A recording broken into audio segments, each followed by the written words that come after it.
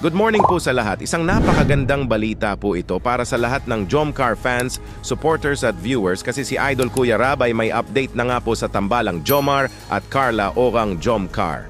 Ito nga po ang part 22 ng Love Team serye nila. Naku po, nasabi nga niya dito na napaka-emotional ito na episode.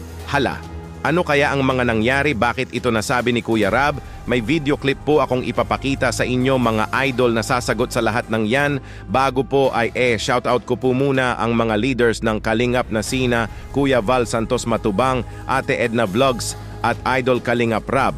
Pati na rin po sa lahat ng members ng Karepa, suportahan po natin sila palagi. Ito na nga po mga idol ang video clip kung saan may update si Kuya Rab sa part 22 ng Jomcar Love Team. Panoorin nyo po. And yung sa Jomcar po, ay grabe din po, sigurado. Magugustuhan niyo po yung episode natin sa Jomcar. Grabe. Yun po ay talagang emotional. Wala po yung halong script. Tayo naman po pag nag-vlog tayo ay nayal na po natin silang mag-usap. Then hanggang sa pag-usap nila, naging emotional po yung pag-usap ni Jomar at ni Carla. Ayan. Grabe, nakaka-excite na po talaga mapanood ang episode na yan.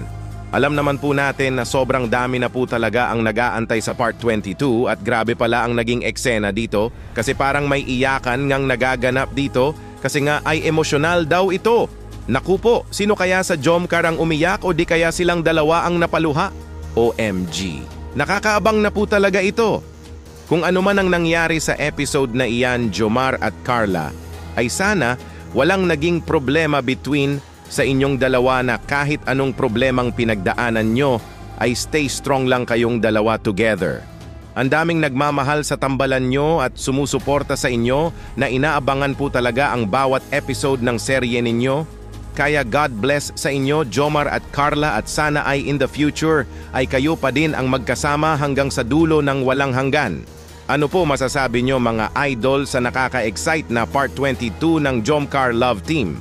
Sino sa tingin nyo ang napaluha sa kanilang dalawa? Mag-comment lang po kayo at pag-usapan po natin yan sa comment section. Dito muna lang po tayo, Kuya Dambo nga po pala, Bisayang Reactor. Hanggang sa muli, maraming salamat po.